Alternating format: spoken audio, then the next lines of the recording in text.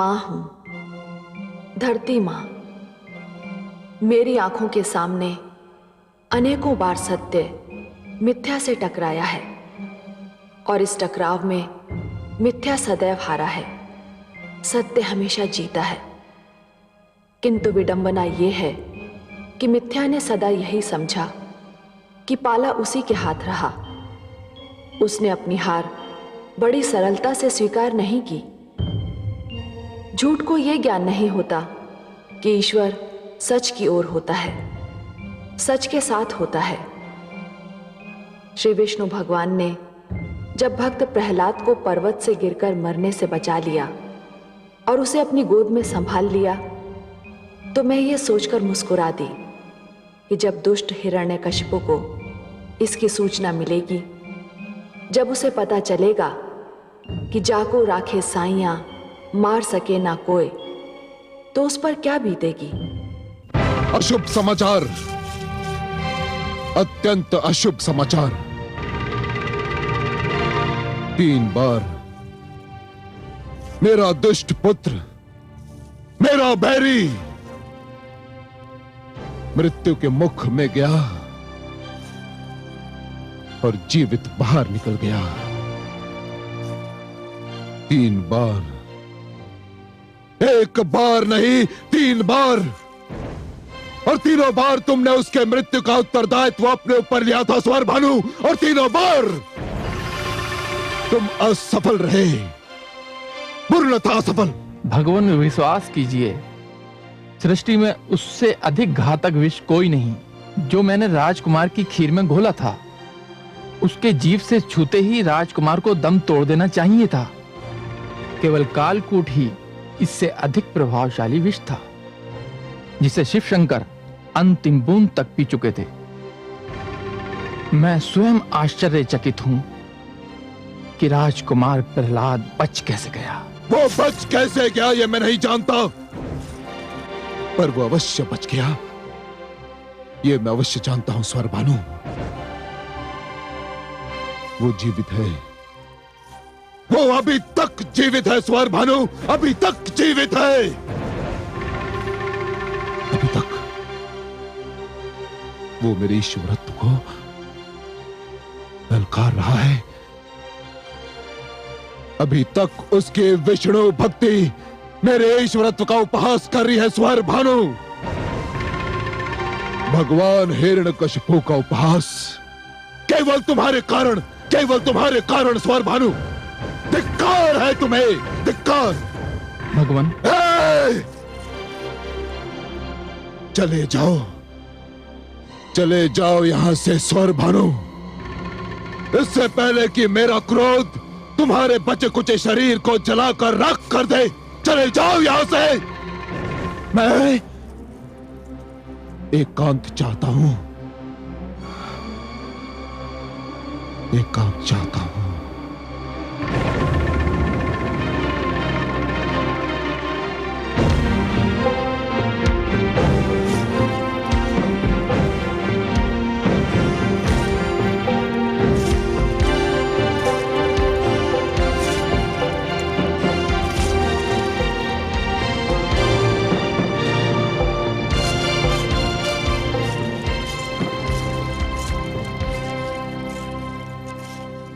हे भगवान, हे सर्वशक्तिमान, आपकी जय हो।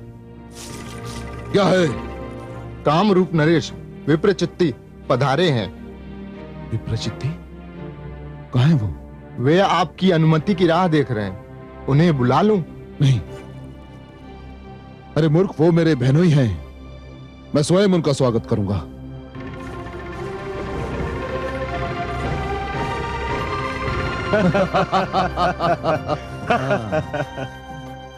जय हो भगवान हिरण्यकशिपु की जय हो। तो तुम्हें मेरे भगवान होने का समाचार मिल ही गया विप्रचित्ती?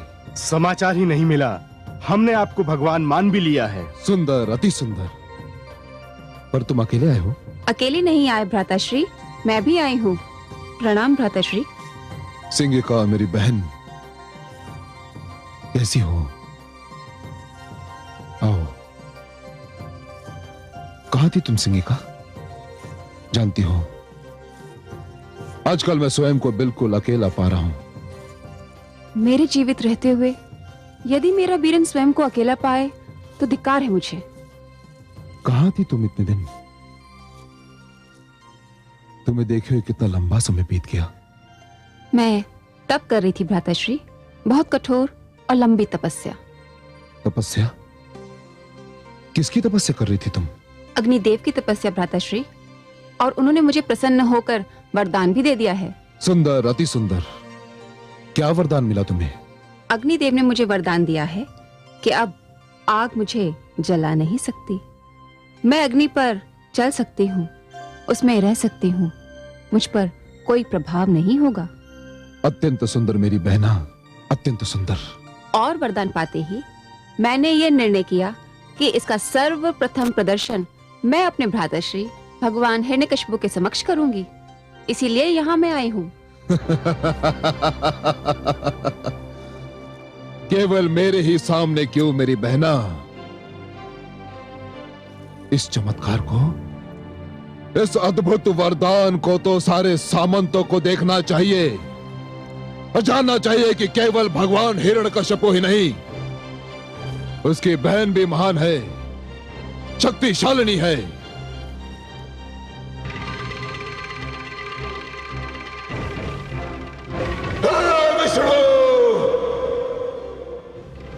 तूने मेरे घर के दीपक द्वारा मेरे घर को फूंकना चाहता, किंतु अब भी समय है, संभल जा, सचेत हो जा,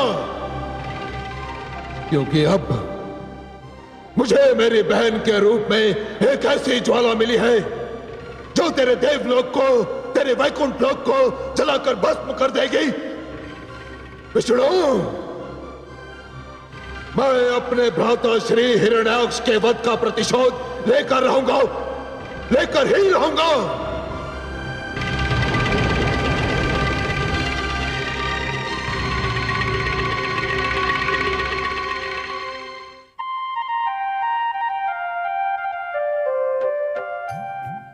आप मुस्कुरा रहे हैं कमल नयन? हिरण्यकशिपु की दुष्टता तो अब और भी बढ़ जाएगी। उसके इस खेल में अब उसकी बहन सिंहिका भी सहयोग देगी। हाँ महादेवी, इस कथा में पात्र तो निरंतर बढ़ते ही जा रहे हैं। अब सिंहिका इस कथा का नया पात्र है। अब यह कथा और रोचक बन जाएगी। परंतु क्या सिंहिका के आने से हिरण्यकशिपु की शक्ति बढ़ नहीं जाएगी? हो सकता है, पर शक्ति भ्रष्ट करती है महादेवी, और सीमा से अधिक शक्ति तो सीमा से अधिक भ्रष्ट बना देती है। असत्य और अहंकार की शक्ति जितनी बढ़ती है, सर्वनाश उतना ही समीप आ जाता है। महादेवी, जिस प्रकार वृक्ष जितना ऊंचा होता जाता है, उसके गिरने की संभावनाएं भी उतनी ही बढ़ती जाती हैं। उसी प्रकार अहंकार जितना बढ़ता है, उसका अंत होना उतना ही निश्चित होता जाता है। सिंहिका को विश्व याद करेगा, अवश्य याद करेगा, पर वो इसलिए नहीं कि वो शक्तिशालिनी है, वरन इसलिए कि वो हिरण्यकशिपु को उसके पतन के समीप ले गई। बहुत दिन हो गए थे आपको देखे हुए। प्रणाम कामरूप नरेश। प्रणाम भाविश्री। ये मैं क्या सुन रही हूँ?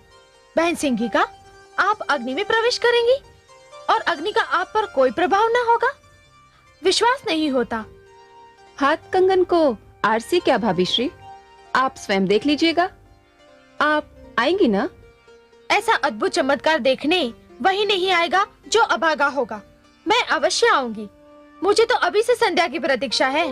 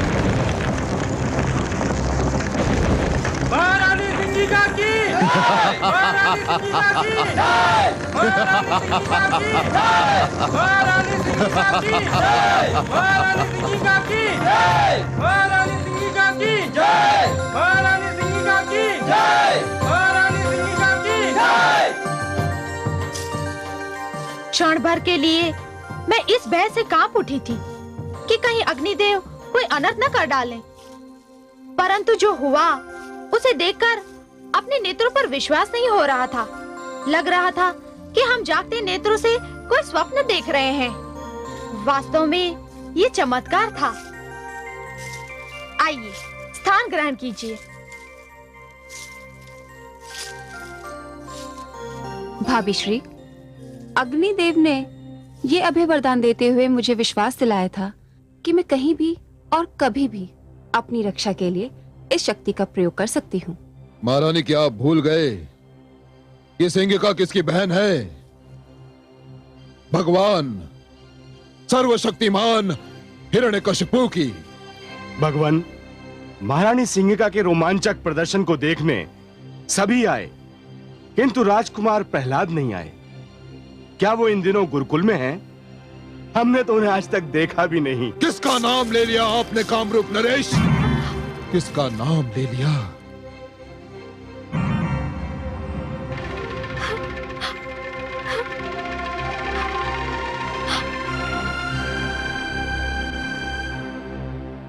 भ्राताश्री, आप ऐसा क्यों कह रहे हैं? प्रहलाद आपका पुत्र है, उत्तराधिकारी है। पुत्र कहलाने का अधिकार उसने खो दिया है। यदि वो उत्तराधिकारी होता तो राजभवन के स्थान पर कारागार में न पड़ा होता। कारागार में? विद्रोहियों को और कहां रखा जा सकता है कामरूप नरेश? वो मेरा पुत्र था, किंतु अब नहीं रहा। अब वो केवल मेरा अपराधी है, विरोधी है, विद्रोही है, पापी है। मैं कुछ समझी नहीं भ्राताश्री, क्या बात है? कुछ बताइए तो सही, क्यों नहीं रहा वो आपका पुत्र? इसलिए कि वो मुझे भगवान नहीं मानता। तो फिर वो किसे भगवान मानता है? मेरे और मेरी बहन सिंगिका के प्राणों से भी अधिक प्यारे भ्राता हिरण्याक्ष के हत्यारे विष्णु को। विष्णु को? हाँ, उसी हत्यारे विष्णु को। ये तो महापाप है। इसी महापाप का तो दंड मिल रहा है उसे। इसी कारण वो कारागार में पड़ा सड़ रहा है। किंतु भैया, यदि वो विष्णु का नाम लेवा है, उसका भक्त है, तब तो हमारे कुल में वो विष्णु का प्रतिनिधि हुआ ना। उसका तो वध कर देना चाहिए। यही करना चाहता था मैं, यही करना चाहता था। मेरे सामंतों ने उसके शरीर पर कटारों की वर्षा कर दी। मुझे विश्वास था कि उसका तन शत विक्षत होकर बिखर जाएगा, किंतु ऐसा न हुआ। उनकी कटारों की धार पलट गई और वो बच गया। फिर मैंने उसे ऊंचे पर्वत के शिखर से नीचे फेंकवाया, यह सोचकर कि जब वो ऊपर से धरती पर गिरेगा तो उसकी हड्डियां चूर चूर हो जाएंगी। किंतु एक बार फिर वो बच गया। ये बड़े आश्चर्य की बात है। फिर आप दोनों के आने से पहले मैंने उसके भोजन में विष मिला दिया। ऐसा विष जिसके जीभ छूते ही उसका अंत हो जाता। किंतु ऐसा न हुआ। उस विष का अंत हो गया और वो बच गया। वो अभी भी जीवित है, अभी भी जीवित है वो, और उसका जीवन मेरे ईश्वरत्व को मुंह चढ़ा रहा है। सर्वशक्तिमान भगवान हिरण्यकशिपु को मुंह चढ़ा रहा है वो।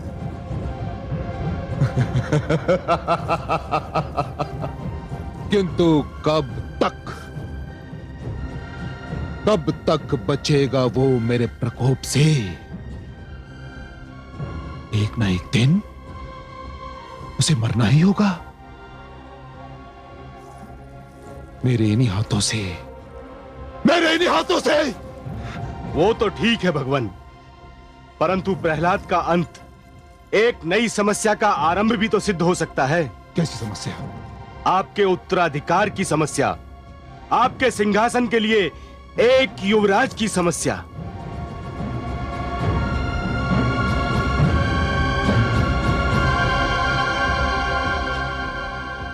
ऐसा नहीं होगा स्वामी, ऐसा कदापि नहीं होगा। युवराज और इस सिंहासन के उत्तराधिकारी की समस्या का समाधान है मेरे पास। तुम्हारे पास? मेरी समस्या का समाधान तुम्हारे पास है? क्या है वो समाधान? समाधान बहुत सरल है भ्राताश्री। इस कुल की मर्यादा के लिए, इस वंश के गौरव के लिए मैं अपने प्राणों से प्रिय भाई को उसके दिए हुए वचन से मुक्त कर दूंगी। नहीं, नहीं, कदापि नहीं। यह असंभव है। मैं अपने दिए हुए वचन से विमुख नहीं हो सकता। क्या कहेगा संसार? क्या कहेगा इतिहास कि सर्वशक्तिमान भगवान हिरण्यकशिपु ने अपने स्वार्थ के लिए अपनी बहन को दिया हुआ वचन तोड़ दिया? कदापि नहीं। हे कमल नयन, किस वचन की बात कर रहे हैं दुष्ट भाई बहन? महादेवी, अब कथा एक नया मोड़ लेने वाली है। विधाता भी अद्भुत कथाकार हैं। जैसे जैसे कथा आगे बढ़ रही है, वो पात्रों की संख्या बढ़ाते जा रहे हैं। आपके पुत्र की महानता की कथा में अब नए पात्र प्रवेश कर रहे हैं। पर ये नए पात्र हैं कौन? ये तो आप सिंहिका और हिरण्यकशिपु के मुख से सुनेंगी, तभी आनंद आएगा। मैं तो बस इतना जानता हूं कि ये नए पात्र आपके पुत्र प्रहलाद की महत्ता और बढ़ा देंगे। हिरण्यकशिपु अपने जिस पुत्र को अपने मार्ग से हटाना चाह रहा है, वही पुत्र उसके लिए और भी अनिवार्य और महत्वपूर्ण होता जा रहा है। तनिक सुनिए तो उनका वार्तालाप। भगवान हिरण्यकशिपु, कोई नहीं कहेगा कि आप अपने वचन से विमुख हो गए। कोई यह भी नहीं कहेगा कि आपने अपना वचन तोड़ दिया, क्योंकि कोई नहीं जानता कि वो वचन क्या था। हाँ भ्राताश्री, ठीक कह रहे हैं कामरूप नरेश। ये भेद केवल हम चार जानते हैं। मैं, मेरे स्वामी, आप और भाभी श्री महारानी कयाधु कि प्रहलाद आपकी पहली संतान नहीं है। भाभी श्री कयाधु ने पहले एक पुत्र आह्लाद को जन्म दिया था, जिसे आप लोगों ने मेरे गोद में केवल इसलिए डाल दिया था क्योंकि मैं पुत्रहीन थी, अपने स्वामी को उत्तराधिकारी नहीं दे सकती थी। इतना महान उपकार केवल आप ही कर सकते थे भगवान।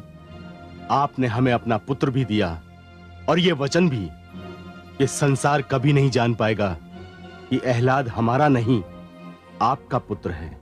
मैं तो इसमें भविष्य की महानता को भी मानती हूँ। कौन स्त्री हंस के अपनी कोख से जन्मे हुए पुत्र को किसी दूसरी स्त्री को देगी? और मुझे पुत्र देकर भाभी ने कभी उसका नाम भी अपने मुख से न लिया। इसलिए मैंने सारी आशाएं प्रहलाद पर लगा रखी थी, सारी आशाएं। यूं तो मुझे तीसरा पुत्र प्रहलाद भी मिला, किंतु वो जन्म से ही रोगी है। बड़े बड़े वैद्यों ने हार मान ली, किंतु उसके रोग का उपचार न मिला। अब सारा जीवन उसे रोग शैया पर बिताना पड़ेगा। मैं जानती हूं, इसीलिए तो आपको इस वचन से मुक्त कर रही हूं भ्राताश्री। अब आह्लाद कामरूप नरेश भी बनेगा और असुरलोक नरेश भी। मैं तो आह्लाद को तुरंत यहां बुलाना चाहती हूं। किंतु सबसे जटिल समस्या का समाधान क्या होगा? मैं इस दुष्ट प्रहलाद का क्या करूं? क्या करूं? उसे सही मार्ग पर लाने का एक प्रयास मैं भी करना चाहती हूँ। मैं उसे मिलना चाहती हूँ भ्राताश्री। मैं उसे बताऊंगी कि वो किन अंधेरों में भटक रहा है। मैं उससे कारागार में मिलूंगी, अभी इसी समय। क्या मुझे अनुमति है? तुम्हें अनुमति की आवश्यकता नहीं है बहन। तुम अभी और इसी समय उस दुष्ट से मिल सकती हो। जाओ।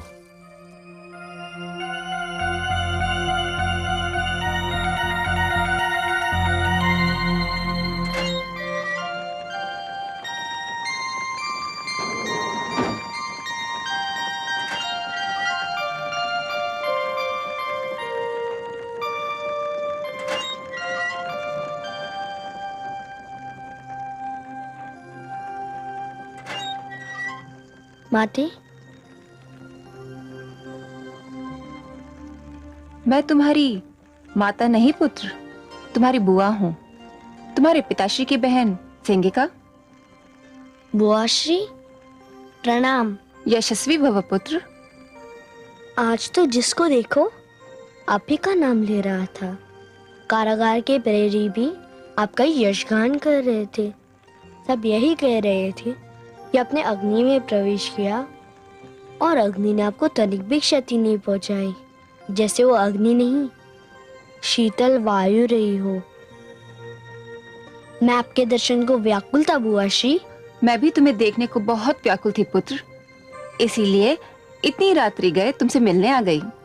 मैंने जब इस चमत्कार के विषय में सुना तो मेरा मन किया कि मैं भी ये चमत्कार देखूं, पर मैं तो कारागार में हूँ। कभी तुम्हें भी दिखा दूंगी इस चमत्कार को।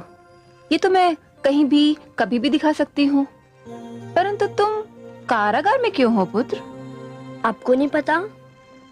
मेरे पिताश्री मुझसे रुष्ट हैं। अच्छा, परंतु वो तुमसे रुष्ट क्यों है पुत्र? इसलिए कि मैं उनको भगवान नहीं मानता। अच्छा, तो फिर तुम किसको भगवान मानते हो? मैं उन्हें भगवान मानता हूँ जो भगवान है। वासुदेव, नारायण, श्री भगवान विष्णु। ओह, पर तुम विष्णु के विषय में सब कुछ जानते हो? मैं अपने विष्णु के अतिरिक्त कुछ जानते ही नहीं बुआश्री। क्या आपको बताऊं वो कौन है, क्या है? नहीं पुत्र, मैं विष्णु के विषय में वो सब नहीं जानना चाहती जो तुम बताना चाहते हो। मैं वह बताना चाहती हूँ जो तुम नहीं जानते। क्या? आप क्या बताना चाहती है जो मैं अपने भगवान विष्णु के विषय में नहीं जानता? पुत्र, क्या तुम्हें पता है कि मेरे और तुम्हारे पिताश्री के एक और भ्राता थे, असुरराज हिरण्याक्ष, तुम्हारे चाचा श्री? हाँ, मैंने सुना है उनका नाम। तुम्हें यह भी ज्ञात है कि तुम्हारे चाचा श्री का बड़ी निर्दयता से वध कर दिया था तुम्हारे विष्णु ने? वध कर दिया था? किंतु क्यों? क्या किया था मेरे चाचा श्री ने? एक साधारण छोटी सी घटना थी वो, जो नित्य दिन होती रहती है और कोई ध्यान नहीं देता। एक स्त्री का अपहरण किया था उन्होंने। स्त्री का अपहरण? हाँ, धरती का अपहरण किया था उन्होंने। धरती का अपहरण? और आप इसे साधारण और छोटी सी घटना कहती है? तो और क्या? और इसके लिए निर्दयी विष्णु ने उनका वध कर दिया। बुरा ना माने तो एक बात पूछूं बुआश्री? पूछो पुत्र। क्या आपके विचार में स्त्री का अपहरण कोई ऐसा कार्य है जिसके लिए पुरस्कार दिया जाना चाहिए? बहुत घिनौना अपराध है ये। पाप किया था चाचा श्री ने। चुप रहो पुत्र। तुम्हें अपने चाचा श्री के विषय में गिरी हुई बात करते हुए लज्जा नहीं आती है? मैं चाचा श्री के विषय में नहीं कह रहा हूँ, मैं उस कार्य के विषय में कह रहा हूँ जो उन्होंने किया था। फिर तो उन्हें दंड ठीक मिला। प्रहलाद, जो बबूल बोता है बुआशी, उसके हाथ काटे ही आते हैं, फल नहीं। मेरी विष्णु की यही तो विशेषता है, वो पुण्य करने वालों पर दया करते हैं और पाप करने वालों को दंड देते हैं। वो मानतम न्यायमूर्ति हैं, इसलिए तो मैं उनको ईश्वर मानता हूँ। तो तुम अपना हट नहीं छोड़ोगे? हट होता तो छोड़ देता, पर यह मेरा धर्म है, इसे नहीं छोड़ूंगा।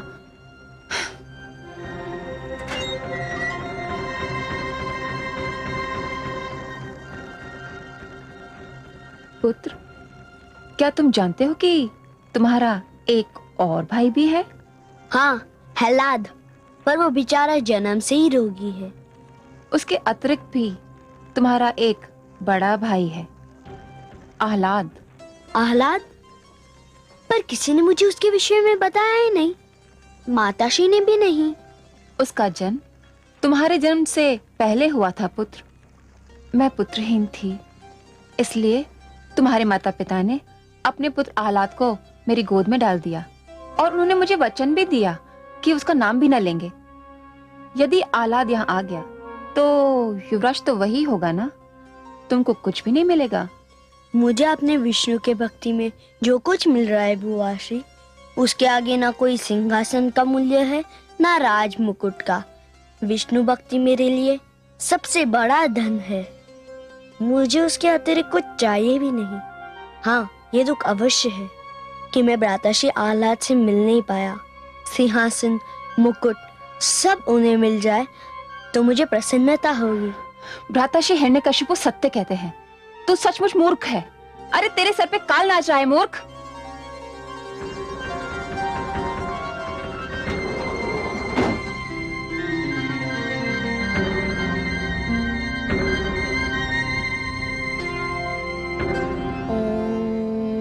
नमो भगवते वासुदेवाय।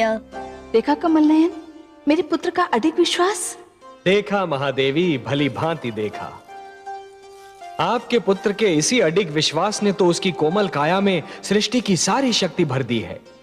मैं तो ये सोचकर प्रसन्न हूँ कमल नयन कि मेरे पुत्र ने जीवन का ये भेद जान लिया है कि जिसके पास आत्मविश्वास की शक्ति है उसे कोई रोक नहीं सकता, उसे कोई झुका नहीं सकता। मुझे गर्व है अपने पुत्र पर। मुझे भी गर्व हो रहा है आपके पुत्र पर देवी। वो समस्त संसार को सिर उठाकर चलने और सिर उठाकर जीने का संदेश दे रहा है। संसार को उससे सीख लेनी चाहिए। हाँ कमल नयन, मेरा पुत्र सारे संसार को ये बता रहा है कि सबसे महान जीवन वही है जिसकी नींव ईश्वर पर उसके विश्वास और प्रेम पर रखी गई हो। जब आप ये सब जानती हैं, तो कभी-कभी अपने पुत्र को परीक्षा देते देख घबरा क्यों जाती हैं? वो मेरी विवशता है कमल नयन, ममता मुझे व्याकुल कर देती है। आप ही बताइए, क्या कोई माँ अपने पुत्र को दुख झेलते देख सकती है? मैं जानती हूँ मैं देवी हूँ, किंतु जब किसी माँ को तड़पते देखती हूँ तो मैं भी माँ बन जाती हूँ। तभी तो सारा संसार आपको माता कहकर पुकारता है। आप ममता का भंडार हैं महादेवी।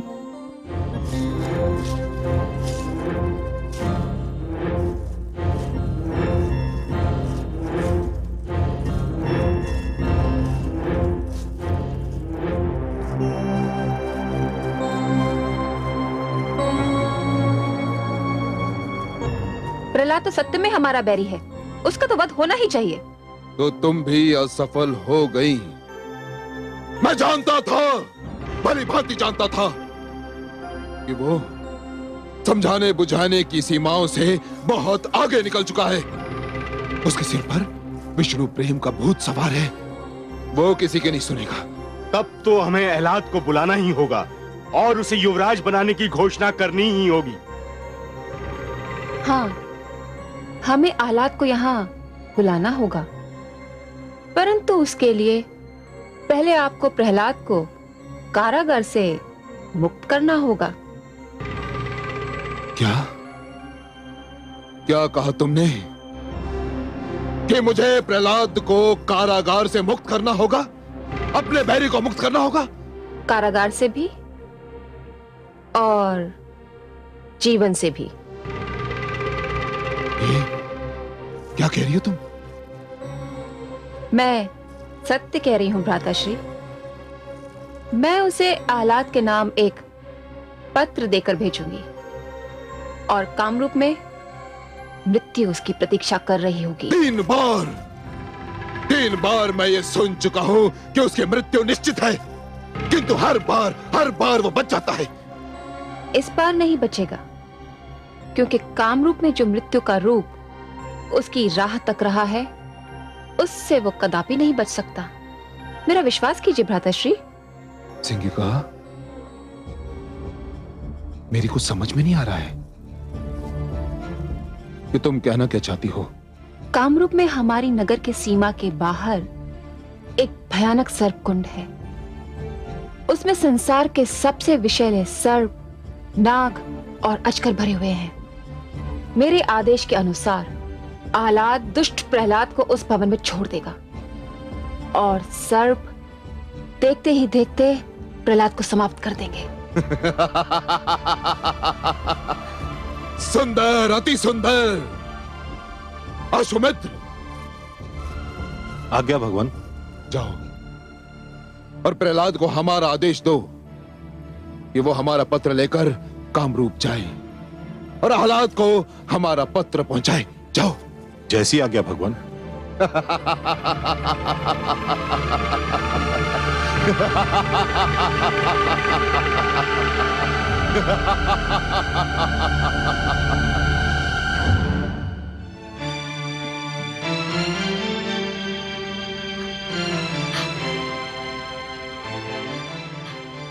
ये तुम क्या कर रही हो बहन सिंगिका?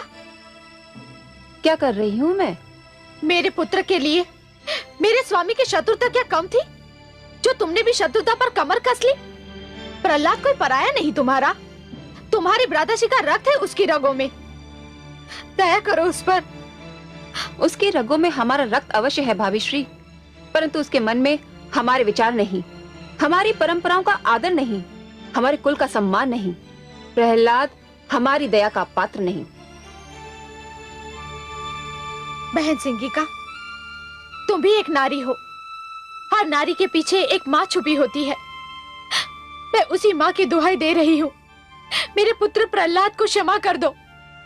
देखो, मैंने अपने पुत्र आह्लाद को तो तुमको सौंप दिया था, कभी उसका नाम भी नहीं लिया कि तुम ये समझो कि मैं अपने उस पुत्र पर अधिकार जमाना चाहती हूँ। मैंने उसे तो तुमसे नहीं मांगा, मैं तो बस हाथ जोड़ के ये विनती करती हूँ कि मेरे इस पुत्र, मेरे प्रहलाद को मेरे पास रहने दो, मेरे पास रहने दो। वो भी तो तुम्हारे पास नहीं, कारागार में पड़ा हुआ है। कारागार में है तो क्या हुआ? मेरे मन को ढाढ़स तो है कि वो जीवित है, कहीं आसपास है। भाभी श्री, ये हमारे कुल के सम्मान और हमारे विश्वास का प्रश्न है। अरे प्रहलाद तो क्या, यदि मेरे कोख से जन्मे हुए ने मेरे भ्राताश्री से विद्रोह किया होता तो मैं उसका भी वध कर देती। बहन सिंगिका, बहन सिंगिका।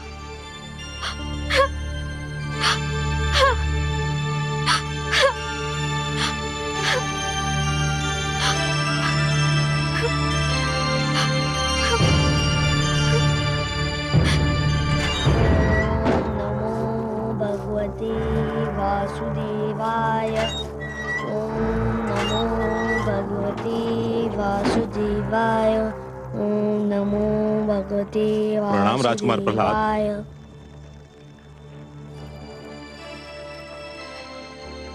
आपके लिए भगवान हिरण्यकश्यप का संदेश है। क्या आदेश पिताश्री का लाए हैं आप? आपको ये पत्र लेकर कामरूप जाना होगा। कामरूप, जहाँ मेरे भ्राताश्री आह्लाद है? जी हाँ। यह तो बहुत शुभ समाचार है। मैं तो समझा था कि मैं अपने भ्राताश्री से कभी नहीं मिल पाऊंगा। कब जाना है मुझे? आज ही, इसी समय। क्या मैं अपने माताश्री से मिल सकता हूँ? जी नहीं, भगवान का आदेश है कि आप कारागार से निकलकर सीधे कामरूप जाएं। यात्रा की सब तैयारी हो चुकी है। चलिए मेरे साथ।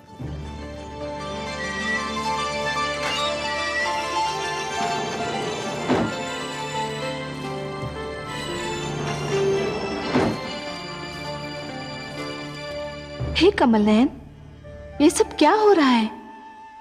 वही हो रहा है जो विधाता ने लिखा है। उसके अतिरिक्त और हो भी क्या सकता है?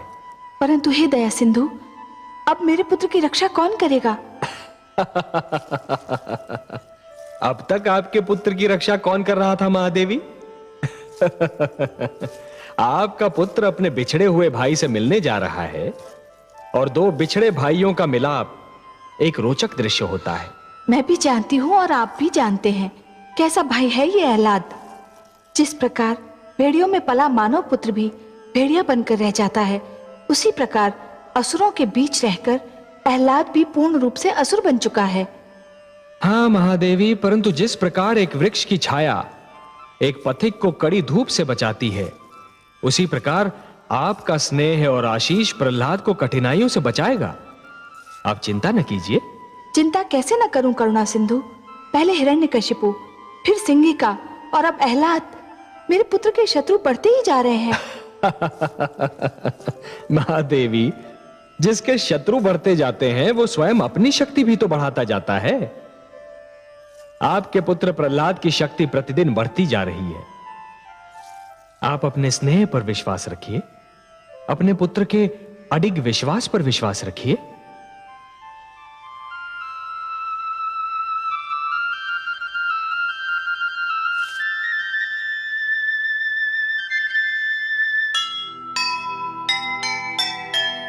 बैरी सारे सत्य के हैं कितने नादान,